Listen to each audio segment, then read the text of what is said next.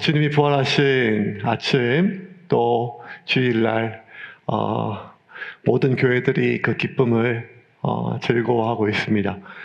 부활절은 기독교 최고의 절기고 명절이죠. 크리스마스보다 훨씬 더 큰 의미 있는 명절입니다. 그렇게 기쁘고 즐거운 그런 주일날, 부활주일, 오늘 우리 본문 속에 예수님은 성전에서 깽판을 놓으셨어요. 13절, 15절 같이 읽겠습니다. 유대인의 유월절이 가까운지라 예수께서 예루살렘으로 올라가셨더니 성전 안에서 소와 양과 비둘기 파는 사람들과 돈 바꾸는 사람들이 앉아있는 것을 보시고 노끈으로 채찍을 만드사 양이나 소를 다 성전에서 내쫓으시고 돈 바꾸는 사람들의 돈을 쏟으시며 상을 엎으시고. 이제 하나님의 아들로서 사역을 시작하면서 처음으로 예루살렘에 올라가셨는데 성전에서 그렇게 하나님 말씀을 가르친 게 아니라 아주 난리를 치셨습니다. 그래서 성전 앞에서 그 제사 드리기 위하여 사람들이 재물들 사는 그 재물들, 그 동물들 다 쫓으시고, 그리고 각 지역에서 오는 사람들이 돈을 바꾸기 위해서 환전서를 상을 엎으시고, 호통을 치시고, 막 망욕을 하시고, 때리시고. 그러니까 왜 이렇게 예수님께서 분노하셨을까요? 화가 나셨을까요? 16절 같이 읽겠습니다. 비둘기 파는 사람들에게 이르시되 이것을 여기서 가져가라. 내 아버지의 집으로 장사하는 집을 만들지 말라 하시니. 성전에서 그냥 장사했다고 그런 게 아니라 성전에서 앞에서 장사하는 사람들이 성전에 제사하러 온 사람들의 이 피를 뽑아먹는 흡혈귀처럼 살았기 때문입니다. 유대인 남자들은 6월절에 성전에 와가지고 예루살렘에 와서 하나님께 제사를 드려야 되거든요. 그런데 제물을 귀한 것, 흠없는 것, 좋은 것 드려야 되잖아요. 근데 여러분 생각을 해보세요. 부산에서 서울까지 염소 하나 끌고 올라가서 이 제물을 드리려고 하면 이 부산이 뭐예요? 서울이 뭐예요? 대전쯤 가면 염소가 죽었을 거예요. 그 먼 길을 가니까요. 그래서 직접 제물을 끌고 가지는 못하고 예루살렘에 가서 하나님께 드릴 제물을, 동물들을 샀어요. 그러면 뭐 조금 더 이문 붙여 막는 것은 막 괜찮지만 3배, 4배 이 염소 한 마리 한 20만 원 하는데 40만 원, 50만 원, 100만 원씩 받아 먹는 거예요. 또 하나는 또 외국에서 또 이렇게 유월절 드리러 오거든요. 유대인들은 매년 왔지만 이스라엘 안의 사람들은, 하지만 해외에 있는 유대인들은 죽기 전에 한 번은 오거든요. 그러면 저 북쪽에 레바논, 시리아, 터키, 또 로마, 뭐 또 그리스, 뭐 이런 데, 또 위에 있는 밑에서는 이 북아프리카 이런 데서 사람들이 올 때 오면 돈을 바꿔야 되는데 1달러 한 1,450원 이래야 되는데 1달러에 막 3,000원, 4,000원 막 이렇게 해가지고 하는 거예요. 그러니까 예수님께서 이거를 견디지를 못하시는 거예요. 왜 이렇게 사람들이 이렇게 폭리를 취할 수 있는가 하면 성전 앞에서 그렇게 장사하는 사람들이 성전을 관리하고 있는 레위인들과 결탁해가지고 아주 폭리를 취하면서 리베이트를 주는 거예요. 그래서 장사하는 사람들도 자기가 그 종교인들에게 돈을 바쳐야 되니까 2배, 3배 이렇게 하는 거예요. 그러면 결국 이 피해가 어디로 돌아가는가 하면 성전에 제사 드리러 온 사람들이 하나님 앞에서 귀한 것 드려야 되니까 그렇게 몇 배씩 주고 재물을 사고 또 돈을 바꾸고 나면 결국 자기들이 이 돈을 어디서 만들어야 되는가 하면 성전까지 오게 되는, 예루살렘까지 오게 되는 경비에서 줄여야 돼요. 못 먹는 거죠. 한 대짬을 자야 되는 거죠. 그러면 하나님 앞에 온전히 예배 드리려고 오는 간절한 마음으로 오는데 그 가난한 사람들의 피를 뽑아먹는 이 장사치들, 이거를요 그냥 단순히 성전 앞에서 장사했다 이게 아니라 이 사람들의 피를 빨아먹는 이 장사친들과 이 종교인들, 이걸 견딜 수가 없어서 예수님께서 다 불러 엎으셨습니다. 16절 한번 볼까요? 같이 다시 한번 읽겠습니다. 비둘기 파는 사람들에게 이르시되 이것을 여기서 가져가라. 내 아버지의 집으로 장사하는 집을 만들지 말라 하시니. 어느 종교나 막론하고 그 종교에 그 전이 있는 곳은 신성하지요. 사찰이든 교회든 성당이든 또 이슬람의 모스크든 가면 그 경내에서는 조용하고 조심해야 되는데 예수님께서 너무 할 짓을 안 해. 막 다 엎으신 거예요. 막 소리치고 막 때리시고 엎고. 이거 유대인들은 성전에서 상상을 못 하거든요. 제사장이 그래도 문제가 될 일이에요, 법적으로. 그런데 생전 보도 듣도 못한 저 갈릴리 촌놈이 와가지고 저렇게 하니까 그것도 목수 아들이 이게 그냥 기겁을 하고 도대체 네가 뭔 권리로 네가 무슨 자격으로 성전에서 하나님의 전에서 이렇게 난리를 피냐, 네가 그럴 만한 자격이 된다는 걸 기적을 보이라는 거예요. 예수님 기적 보이면 되거든요. 그렇게 오병이어처럼 사람들 살리고 막 그냥 짐승들이 막 늘어나고 돈이 막 늘어나고 귀신이 떠나가고 병을 고치고 걷지 못한 사람이 걷고 막 이런 기적을 행하면 되는데 예수님께서 그래 내가 기적을 보여줄게 하면서 예수님께서 보여주실 기적이 뭔가 하면 너무 황당한 이야기였어요. 19절과 20절입니다. 같이 읽겠습니다. 예수께서 대답하여 이르시되 너희가 이 성전을 헐라 내가 사흘 동안에 일으키리라. 유대인들이 이르되 이 성전은 46년 동안 지었거늘 내가 3일 동안에 일으키겠느냐 하더라. 사람들이 표적을 보이라 이렇게 하니까 뭐라 그러는가 하면 성전을 헐라. 예수님 더 나가시는 거예요. 그럼 내가 사흘 동안 일으키리라. 그러니까 사람들이 야 이거 짓는데 46년 걸리는데 네가 무슨 3일 만에 일으키냐 하면서 난리가 벌어졌어요. 건드려서는 안 될 것들이 있죠. 건드려서는 절대 안 되면 보통 사람들이 웬만하면 인격이 있으니까 잘 참는데 한 번, 두 번 참다가 더 이상 그 선을 넘으면 그때는 못 참아요. 내가 대표적인 게 뭔가 하면 자식은 건드리면 안 돼요. 자식 건드리면요. 자식 건드리면 산에 가거나 어디 야생에 갈 때 들짐승들 위험한 게 많지요. 곰도 있고 뭐 짐승들. 근데 제일 위험한 거는요. 새끼를 데리고 있는 어미는 건드리면 안 돼요. 그 근처에. 왜냐하면 새끼를 시키기 위해서 무조건 죽기 살기로 싸우려고 드니까요. 절대로 그러면 안 되죠.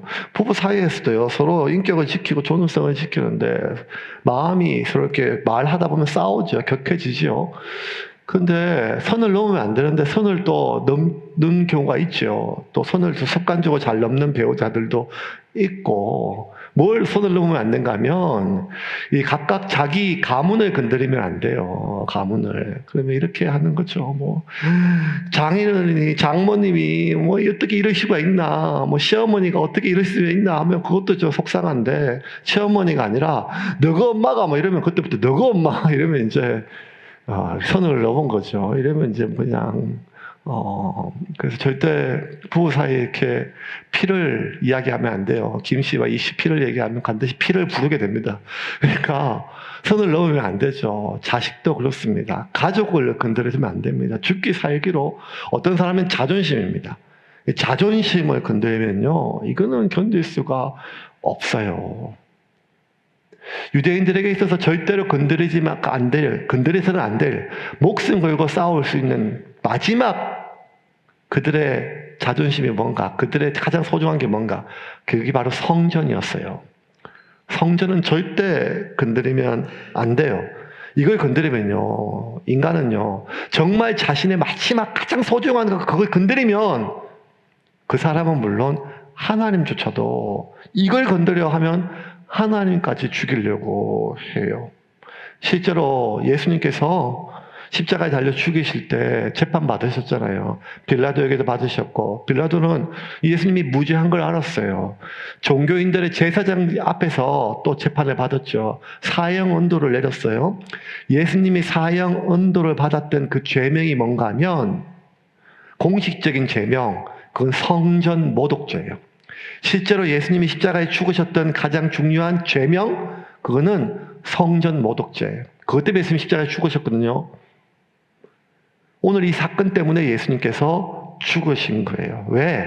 절대로 건드리면 안 될 것을 건드렸기 때문에. 인간은 자신의 가장 소중한 것, 그거 건드리면 하나님까지 죽이는 게 인간입니다.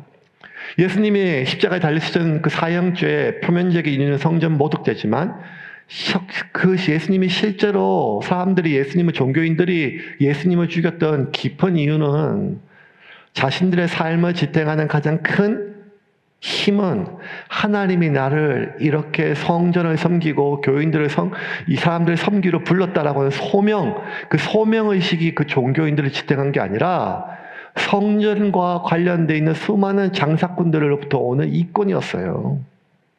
그걸로 그들이 사람 구실이 아니라 아주 편하게 살았어요.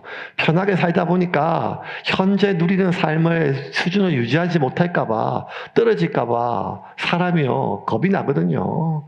어떻게든지 그 기득권을 놓치지 않으려고 애를 썼죠. 그러면 그럴수록 성전에서 어쨌든 기생해서 살고 장사하고 사는 사람들과 더 결탁하게 됐고, 결탁이 깊으면 깊을수록 오고 가는 돈이 크면 클수록 그 피해는 고스란히 성전에서 예배드리는 사람들의 핏값이었었어요. 근데 예수님 그걸 건드렸거든요. 상을 다 엎으니까. 그러니까 길을 쓰고 예수님을 죽이려고 하지요. 예수님 당시에 제사장 말고도 이 종교 세력이 있으면 가장 뭔가 하면 바리새인과 사두개인들이에요. 이 둘은 절대 하나 될 수 없어요. 물과 기름이에요. 근데 유일하게 이 둘이 하나 된 일이 있었어요. 예수님이 그 어려운 걸 해내셨어요. 그 둘이 예수 죽이는 일에는 마음을 합했어요. 왜냐하면 이 바리새인과 사두개인들, 성전에서 나오는 이권, 그건 제사장들 몫이었고, 이 바리새인과 사두개인들의 그들의 삶의 가장 중요한 어떤 힘은 백성들의 지지였거든요. 지지율이었어요.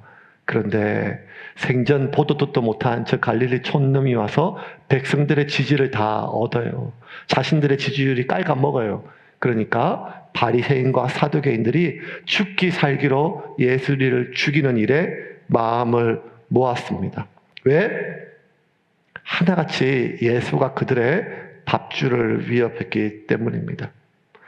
인간은요, 자기의 가장 중요한 것이 건드려지면 하나님조차 죽이려고 들어요. 그럼 여러분, 보통 우리가 종교인이 아니더라도 일반 사람들이 우리에게 가장 소중한 게 뭘까요? 가장 소중한 게 뭐겠어요? 자식이겠죠. 자식 낳아 키워본 사람은 누구나 알아요. 뭘 큰 걸 이룬 기업체, 자신의 어떤 명예, 뭐 다 있지만, 그거는 뭐 그런 것들, 큰 걸 이룬 사람들이죠. 하지만 이 땅에 있는 모든 사람들이 있어서 다 겪을 수 있는 것이 뭔가 하면, 자식 낳아서 길러보면 자식이 나보다 더 소중한 존재를 처음 가져봐요. 나보다 더 소중한 존재. 그게 얼마나 귀한지 몰라요. 그런데 그 자식이 죽는다, 자식이 잃는다, 이거는 상상도 못해요, 여러분. 부모가 돌아가시면 산에 묻지만 자식이 잃으면 가슴에 있잖아요. 이거는요, 너무 겁이 나는 거예요. 어제도 막 그냥, 그게 막 군대에서 아이들이 많이 이제 죽잖아요. 죽어서 어제도 조금 그 유튜브에 봤는데, 그냥 부대장하고 엄마가 통화하는 내용이에요. 먼저 그냥, 요새는 통화가 다 녹음이 되잖아요. 그래서 아들하고 막 이야기해요.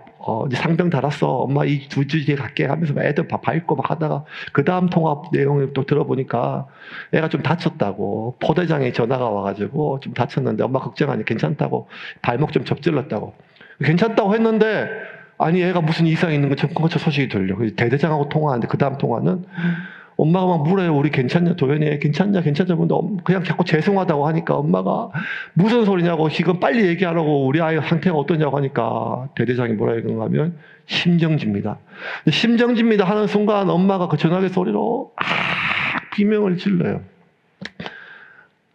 미쳤어요 하면서 막 절규를 지르는데, 제가 그걸 보는데도요, 제가 막 겁이 막 나더라고요. 왜냐하면 저희 아들 제대했고 다 끝났음에도 불구하고 그게 막 감정이입이 되는 거예요. 멀쩡하게 보내놨는데, 어제까지 지난주까지 통화했는데, 어제 그냥 멀쩡하다고 부대 전화 왔는데 막 비명을 지르는 거예요.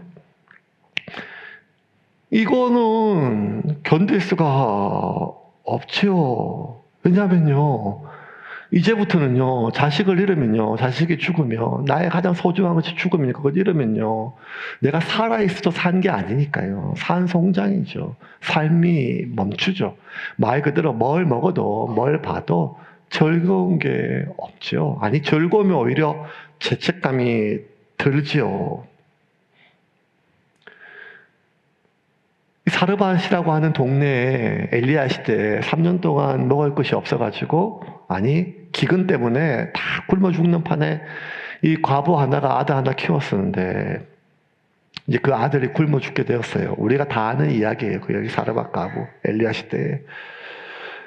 그냥 성경에서 다른 표현은 없고 그 사람이 누군지도 모르고 그냥 하나 이것만 얘기해요. 그냥 그 다 동네에도 이제 더 이상 먹을 게 없으니까 이 어미가 이제 마지막 쌀떡에 밀가루 한 줌 있으니까 요거 아들 마지막 밥 한 끼 먹이고 이제 아들을 죽이고 자기도 죽으려고 마음을 먹고 있는 거예요.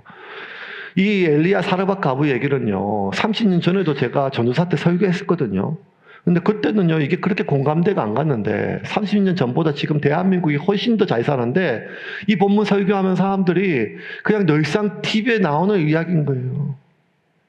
온 가족 동반 뭐 이런 이야기, 놀랍지도 않고, 왜 그러냐? 대부분 돈 이야기죠. 빚 때문에 먼저 자식을 죽이고.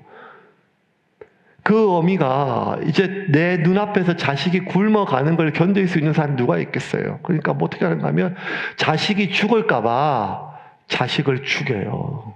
마지막 남은 게 쌀 한 줌, 이거 자식 먹이고 밥 한 끼 먹이고 자기 손으로 자식 죽이고 자기도 죽는 거죠. 그때 엘리야가 와가지고 하나님의 사람이라는 사람이 와가지고 위로하기는커녕 그 마지막 그냥 그 아들 먹일 그 마지막 한 끼 밥을 자기한테 지어서 갖고 오라고 하니까 화가 나요, 안 나요? 하나님이고 뭐고. 그런데 그 말을 엘리야가 명령을 합니다. 17장 11절과 12절입니다. 열왕기상 같이 읽겠습니다. 그가 가지러 갈 때에 엘리야가 그를 불러 이르되 청하건대 내 손에 떡 한 조각을 내게로 가져오라. 그가 이르되 당신의 하나님 여호와께서 살아계심을 두고 맹세하노니 나는 떡이 없고 다만 통에 가루 한 움큼과 병에 기름 조금뿐이라. 내가 나뭇가지 둘을 주워다가 나와 내 아들을 위하여 음식을 만들어 먹고 그 후에는 죽으리라. 내가 나뭇가지와 돌을 주워다가 나와 내 아들을 위하여 음식을 만들고 먹고 그 후엔 죽으리라. 이게 얼마나 기가 막힌 이야기예요. 그 심정을 우리가 다는 아니지만 그 마음을, 그 마지막 결심을 우리가 동의할 수는 없지만 공감은 되잖아요. 근데 엘리야가 그걸 자기한테 가지고 오라고 해요. 말도 안 되는 이야기죠. 그 뭐라 했는가 하면 하나님께서 네 쌀떡을 채워주신다. 아니 뭔 소리냐. 그토록 지금까지 이 어미가 얼마나 기도했겠어요. 사익길을 찾으려고. 아니 나는 죽어도 되는데 내 새끼를 살리려고 얼마나 애쓰고 얼마나 기도했겠어요. 그렇게 애쓰고 기도했음에도 불구하고 결국에는 아무런 가능성이 없으니까 그냥 이 아들 밥 한 끼 먹이고 죽으려고 하는 거잖아요. 죽이고. 그런데 지금까지 잠잠하던 하나님이 뭘 채워준다고 해결해 주냐고 그런 마음이 들어요, 안 들어요? 그런데 뭔 마음이 들었는지 이 여인이 그 말씀을 하나님의 말씀으로 받고 마지막 남은 한 줌을 엘리야에게 먹여요. 그리고 말 그대로 기적이 일어났어요. 바짝 말라서 동네 그 어느 동네 누구도 그 쌀떡에 밀가루 기름이 다 떨어지는데 그 집은 계속 먹어도 나오는 거예요. 열왕기상 17장 15절부터 16절 같이 읽겠습니다. 그가 가서 엘리야의 말대로 하였더니 그와 엘리야와 그의 식구가 여러 날 먹었으나 여호와께서 엘리야를 통하여 하신 말씀같이 통에 가루가 떨어지지 아니하고 병에 기름이 없어지지 아니하니라. 기적을 경험했죠. 근데 이 경험은요, 그 안에 있는 어떤 믿음을 생기게 하는가 하면 무의식적 믿음을 생기게 해요. 우리 지난주 말씀 기억나죠? 의식적 믿음, 무의식적 믿음. 의식적 믿음은 내가 보고 듣고 결심할 때 내 의식이 있을 때 해요.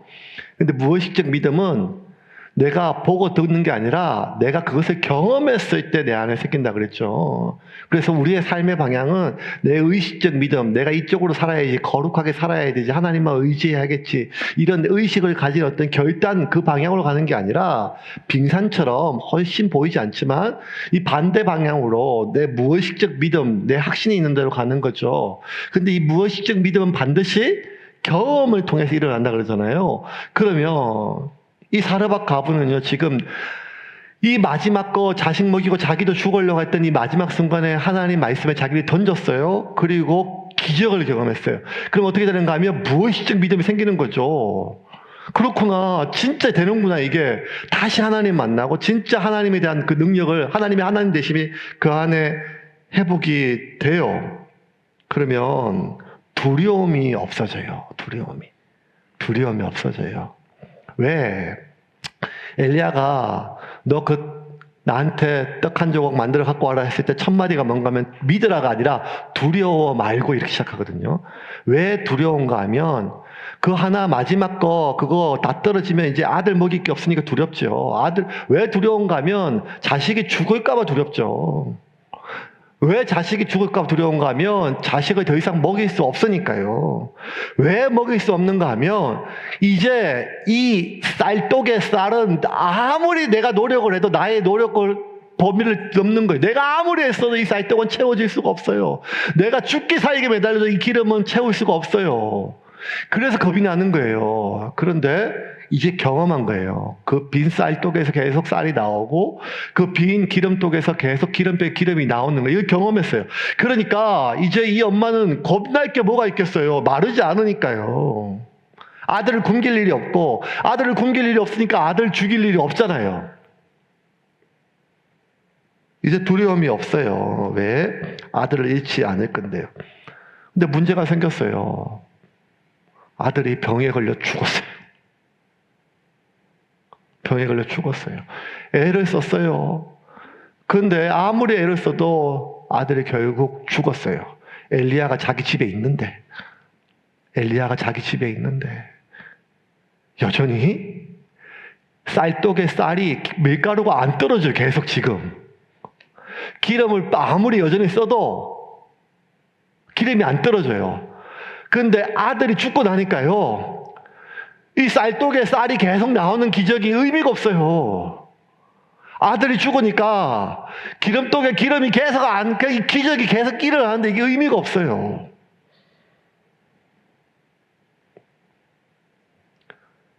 그 원망이 하나님께 가요.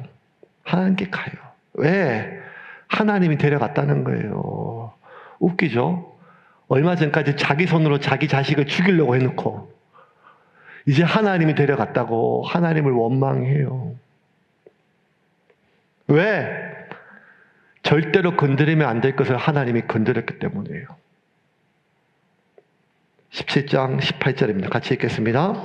여인이 엘리야에게 이르되 하나님의 사람이여 당신이 나와 더불어 무슨 상관이 있기로 내 죄를 생각나게 하고 또 내 아들을 죽게 하려고 내게 오셨나이까.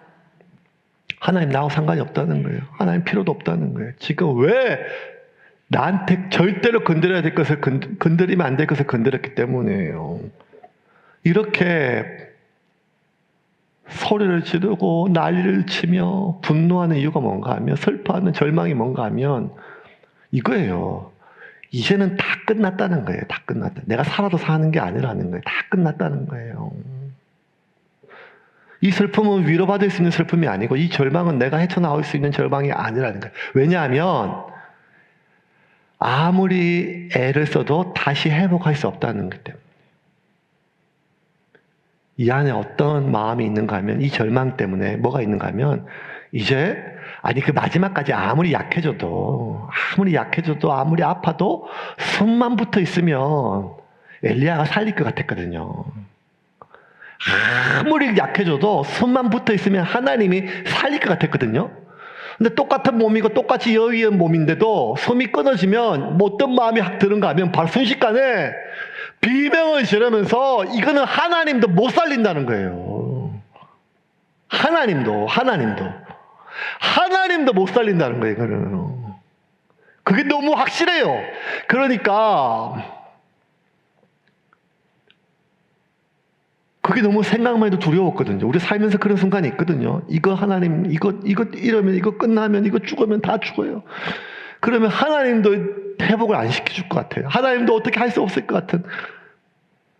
이 절망은, 이 슬픔은 누구도 위로 안 되고, 이 절망에서 구해낼 수가 없어요. 왜냐하면 하나님도 어떻게 할 수 없으니까요. 엘리야도 소용없고 하나님도 소용이 없어요. 박완서라고 하는 작가, 옛날에 한번 제가 말씀을 드렸는데, 이 작가 그 많던 시간은 누가 먹었냐, 이런 옛날 그러는데, 저 이분 처음 알게 된 것은 한 말씀만 하소서라고 하는 수필집이에요.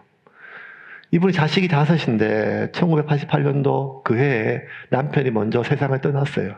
그리고 남편 세상 떠난 뒤에 좀 슬픔을 추스르는데 갑자기 1남 4년대 25살짜리 아들이 갑자기 죽은 거예요.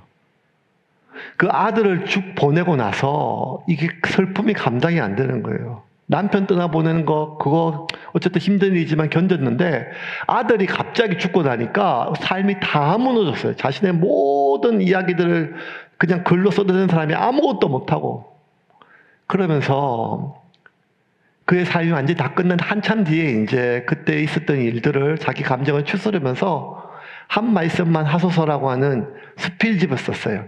그건 한 말씀만 하소서라고 하는 그 대상이 누구한테 하라고 하는가 하면 하나님한테 하는 사람이에요. 이 사람이 카톨릭 신자였는데 한 말씀을 하소서라고 하는 그 수필집에 처음 시작에 이렇게 적혀 있어요. 제가 그대로 읽어줄게요. 이거는 소설도 아니고 수필도 아니고 일기입니다. 훗날 활자가 될 것을 염두에 두거나 누가 읽게 될지도 모른다는 염려 같은 것을 할 만한 처지가 아닌 극한 상황에서 통곡 대신 쓴 것입니다. 88년 여름 아들을 잃었습니다. 5 자식 중에 하나였지만 아들로서는 하나밖에 없는 자식이었습니다. 그 최초의 충격을 어떻게 넘기고 아직도 목숨을 부지하고 있는지 잘 모르겠습니다. 통곡을 하다가 지치면 설마 이런 일이 나에게 정말 일어났을라고, 꿈이겠지 하는 희망으로 깜빡깜빡 잠이 들곤 했던 게 어렴풋이 생각이 납니다. 그리고 그 책 중간에 이렇게 얘기해요. 원태야, 내 아들아, 하나님 왜 내 아들을 데려가셨습니까? 그 기록도 쭉 있어요. 그러면서 그 책 나중에 이런 내용이 나와요. 그 슬픔을 감당이 안 되고 살 수가 없으니까 우리가 개신교인들 기도원 가는 것처럼 이 캐톨릭 신자들이 피정 간다고 해서 이렇게 수도원 같은 데 가거든요. 그 피정을 갔어요. 그래서 이제 한참 기도하다가 또 울부짖다가 또 한참을 해요 하다가 이렇게 어떤 내용이 적혀있냐 충격을 받았는가 하면 그 앞에 이제 숙소고 또 기도하는 곳에 개톨릭이니까 성모 마리아상이 있겠죠. 그런 거 하면서 묵주성을 하면서 하는데 이렇게 적었어요.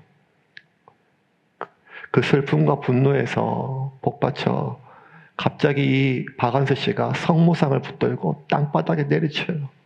목을 부러뜨리고 계속 깨요. 그러면서 이렇게 적었어요. 그날 나는 하나님을 죽였습니다. 하나님을 죽이고 또 죽였습니다. 이거는요, 한 3000년 전에 그 사르밧에 살고 있는 과부도 똑같았어요. 방금 전까지 기적을 행해서 내 아들 살려줬다고 감사하고 찬양하던 그 과부가 똑같은 자리에서 뭐라고 했는가 하면 왜 하나님을 저주하고 원망하고 하나님을 죽이고 있어요. 열왕기상 17장 18절입니다. 같이 읽겠습니다. 여인이 엘리야에게 이르되 하나님의 사람이여 당신이 나와 더불어 무슨 상관이 있기로 내 죄를 생각나게 하고 또 내 아들을 죽게 하려고 내게 오셨나이까. 최대한 순화해서 썼어요. 왜냐하면 히브리인들은요 하나님에 대한 절대 경외심, 두려움이 있어가지고 하나님의 이름도 못 불렀어요. 여호와라 못 불러가지고 아도나이 이렇게 불렀잖아요. 그런데 그 유대인이요 하나님을 향해 저주를 해. 당신하고 나하고 뭐가 상관이 있어? 엘리야를 향해 소리를 치고 하나님을 향해 비명을 지르고 도대체 네가 하나님이하고 막 그냥 저주를. 이게 유대인들의 사고에는 이해할 수 없어요. 왜냐하면 이건요, 그 하나님이 저주받을까봐, 이거는요, 그냥 저주거든요. 그 자리에 죽어요, 벼락 맞아서. 그런 마음이 있어요. 그런데, 이 자식 잃은 이 사르밧 과부는요, 더 이상 두려울 게 아무것도 없어요. 하나님의 저주조차도. 왜? 자기는 이미 지금 지옥에 살고 있거든요. 하나님 향한 자신의 원망과 저주, 그 저주 때문에 자기가 받게 될 어떠한 형벌과 저주가 두렵지가 않아요. 왜냐하면 자기는 이미 지금 죽었기 때문에. 산송장이기 때문에. 여러분, 송장이요. 이미 죽었는데 뭐가 아프겠어요? 송장이 이미 죽었는데 뭐가 두렵겠어요? 이 여인은 죽었어요. 이 어미는 죽었어요. 그리고 누구도 이 어미를 다시 살릴 수가 없어요. 자식 잃은 어미를 누가 살릴 수가 있어요? 누가 살릴 수가 있어요? 그런데 이 자식 잃은 어미를 누구도 살릴 수 없는 이 어미가 살아났어요. 하나님이 죽었던 아들을 다시 살렸기 때문입니다. 열왕기상 17장 22절 23절입니다. 같이 읽겠습니다. 여호와께서 엘리야의 소리를 들으심으로 그 아이의 혼이 몸으로 돌아오고 살아난지라. 엘리야가 그 아이를 안고 다락에서 방으로 내려가서 그의 어머니에게 주며 이르되 보라 내 아들이 살아났느니라. 그 절망의 깊이를 우리가 다 이해할 수는 없죠. 왜냐하면 하나님도 못 살린다는 거예요. 그건 너무 명확해요. 왜냐하면 죽음은 그만큼 확실한 거예요. 사람들이 알고 있는 이 죽음은요, 하나님보다 더 세요. 그래서 우리가 하나님을 믿고 예배드리지만 암에 걸리면 절망하잖아요. 죽음은요, 하나님보다 더 세요. 하나님이 죽은 게 아니라 내 아들이 죽었는데 나에게는 하나님이 죽은 것과 똑같아요. 아니, 왜 절망하는가 하면 하나님이 이제 없어. 하나님은 하나님도 아니야. 이게 아니라 하나님도 못 살리기 때문에 내가 죽은 거예요. 우리가 인생 살다 보면 이런 경우가 있죠. 안 당하면 좋은데 그 상황까지 안 가려고 우리가 애를 써요. 왜냐하면 그 상황까지 가면 이제 다 끝이니까요. 이제는 창피해서 못 살고, 이제는 다시 시작할 수 없고, 이제는 이 나이에 뭘 어떻게든지 그 상황까지, 그 지경까지, 그때까지 안 가려고, 그걸 지키려고, 그걸 살려보려고 애를 쓰는데요. 왜냐하면 그렇게 그 지경에 이르면, 그것을 잃으면, 그게 죽으면요, 하나님도 못 살리니까요. 죽음은 그런 거예요.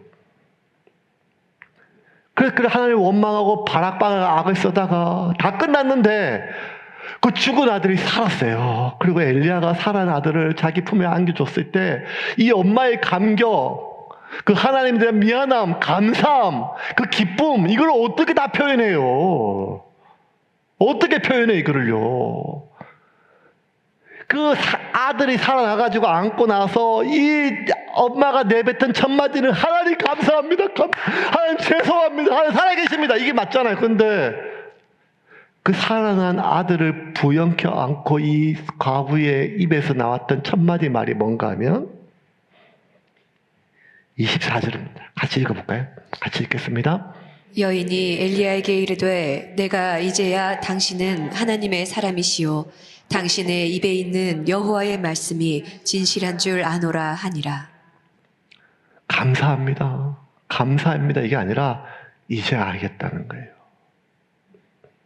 죄송합니다. 죄송합니다. 이게 아니라 이제 내가 알겠다는 거예요.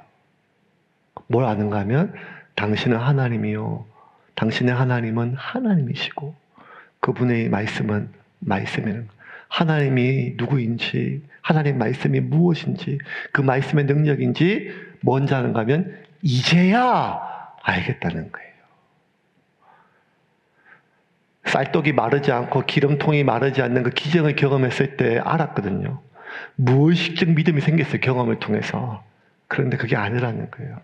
이 여인은 자기 손으로 죽이려고 했던 그 아들을 하나님이 살리셨을 때, 그 아들을 먹이셨을 때, 그 아들을 우리 집을 위한 그 안전한 기름과 쌀이 계속 났을 때 그때 하나님을 믿은 게 아니라 하나님의 하나님됨을 아는 게 아니라 자기는 그때 기적을 경험하고 내가 하나님을 믿는다, 하나님을 아는다 생각했는데 언제 알았는 거야? 이제야 알았다는 거야. 언제?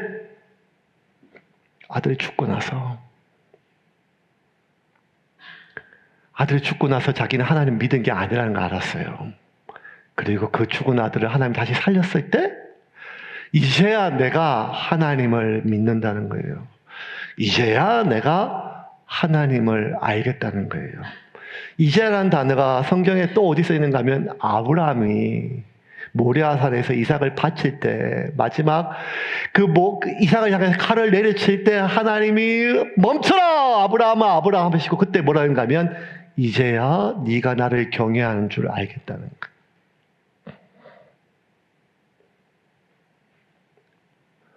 사르밧 가우도 마찬가지였어요. 이제 알겠어요. 이제 언제? 아들이 다시 살아난 후에? 아니요. 아들은 이미 지난번에 한번 살아났어요. 자기 죽이려고 했으니까. 아들이 살아난 후에 안 게 아니라 아들이 죽은 뒤에야 비로소 하나님을 알겠는 거예요. 이제야.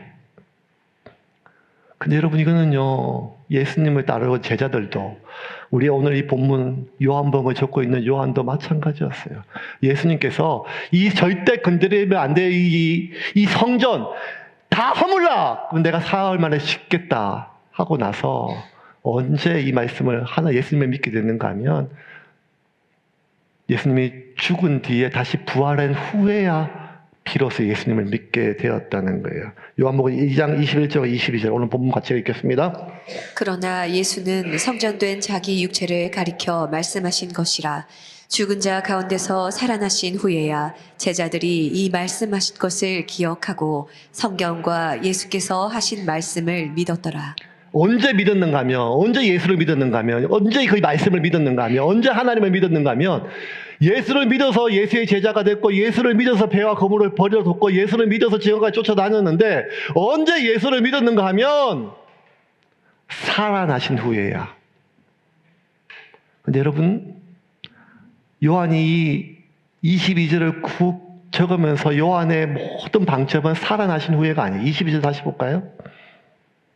죽은 자 가운데서예요. 죽은 자 가운데서. 요한이 오병이어를 경험했을 때, 귀신이 떠나갔을 때, 무리를 걸었을 때, 뭐 이런 게 아니라 자기가 죽고 나서 죽음을 경험한 뒤에야 하나님도 해결할 수 없다고 하는 그 절망 속에 다시 살리시는 하나님을 경험했다는 거예요. 그 후에야. 그 후에가 뭔지인가 하면 부활이에요. 부활은 죽을 것 같은 상황 속에서도 우리를 살리시는 하나님이 아니라 정말 다 끝난 같은 상황에 그럼에도 불구하고 우리를 살리시는 하나님이 아니라 여러분 주님의 부활은 그럼에도 불구하고 그 상황 속에서 우리 살리는 분이 아니라 죽음을 통해서 우리에게 옵니다. 부활은 죽음을 통해서 우리에게 와요. 요한은요, 아들을 잃은 그 어미의 고통뿐만 아니라 아들이 죽어가는데 그 죽어가는 과정 속에서 아무것도 할 수 없는 그 어미의 고통, 그 무력함, 그 자신의 한탄, 이걸 누구보다 지켜본 사람이에요. 예수님 마지막 십자가에 죽으실 때 온몸에 피를 흘리고 골고다에서 양손 못 받고 마지막 죽어가실 때 사람이 금방 죽는 게 아니잖아요. 하루 종일 죽어갈 때 그 발 밑에 있은 건 제자들 다 도망갔는데 누가 있었는가 하면 마리아가 있었어요. 어미가. 이것도 보면 여러분 자식이 죽었다는 소식을 전해 듣는 것도 엄청난 비극이고 아픔인데 자식이 죽어가는 걸 눈으로 봐요. 지금 피가 뚝뚝뚝뚝 떨어져요. 근데 내가 해줄 수 있는 게 아무것도 없어요.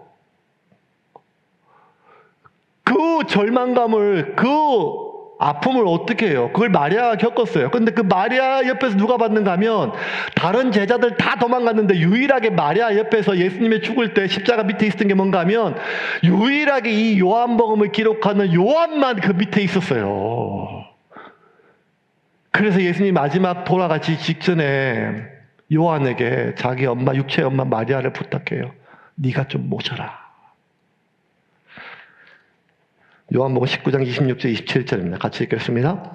예수께서 자기의 어머니와 사랑하시는 제자가 곁에 서 있는 것을 보시고 자기 어머니께 말씀하시되 여자여 보소서 아들이니이다 하시고 또 그 제자에게 이르시되 보라 내 어머니라 하신대 그때부터 그 제자가 자기 집에 모시니라. 마지막 순간까지 같이 있었던 요한이 있는데 그때 뭘 받는가 하면 예수님의 고통이지만 그 아들이 죽어감에 대해서 아무것도 할 수 없고 그 고통을 지켜볼 수밖에 없는 그 어미의 고통을, 그 아픔을, 그 슬픔은요 위로할 수 없어요. 그것을 누가 뭘로 위로해요?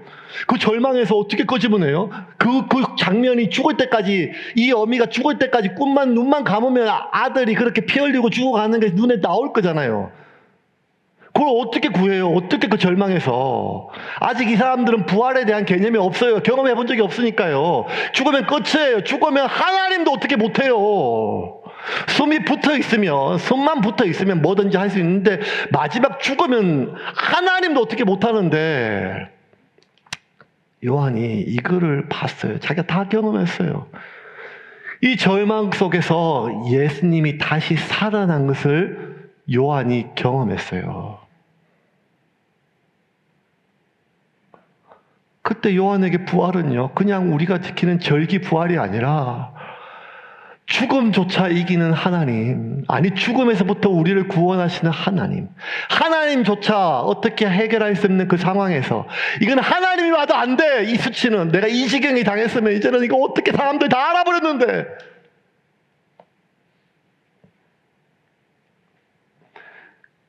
그런데 하나님은 그 상황에서 나를 다시 살린다는 거예요.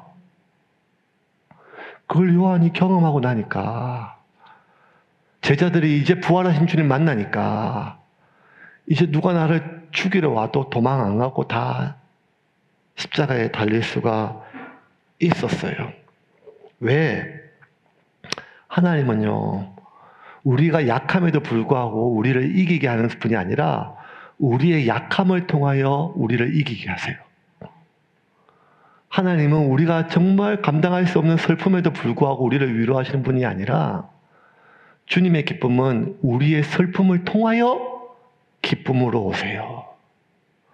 주님의 부활은 이렇게 내가 죽을 것 같은, 아니 이미 죽은, 자신을 회복할 수 없을 만큼 그 고통스러운 상황에서도 불구하고 나를 위로하시고 일으키시는 게 아니라, 예수님의 부활에는 나의 죽음을 통하여 내 삶 가운데 부활의 능력이 온다는 거예요.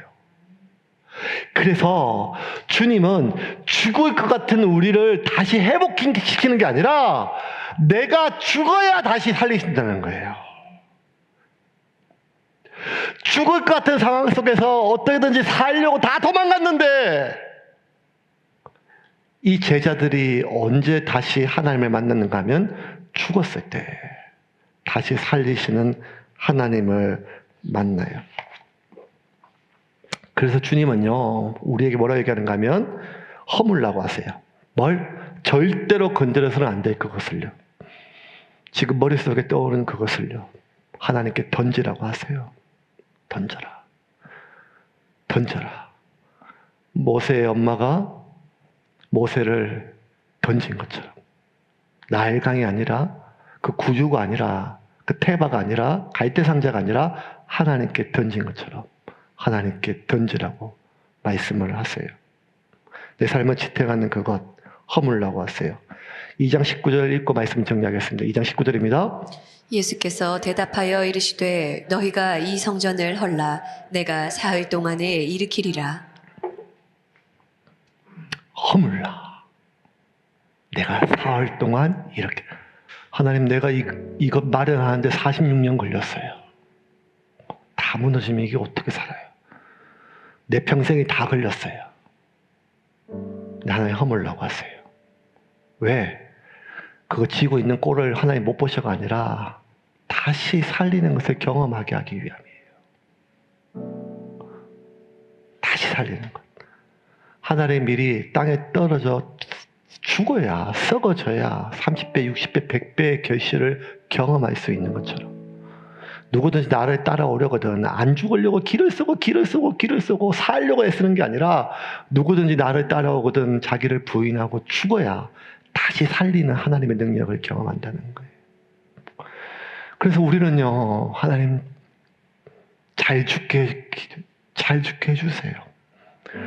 잘 썩어지게 해주세요. 잘 낮아지게 해주세요.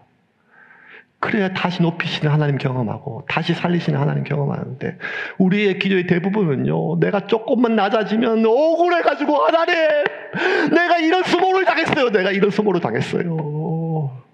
내가 이런 얘기를 들었어요. 내가 이런 꼴을 당했어요. 이러고 어떻게 살아요? 이러고 어떻게 살아요? 아니요. 죽어야 산다니까요. 그게 부활이라니까요.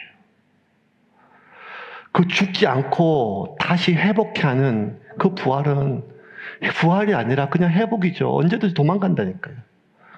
하나님도 살릴 수 없다고 생각하는 그 죽음, 다 끝났다고 하는 그 마지막 단계.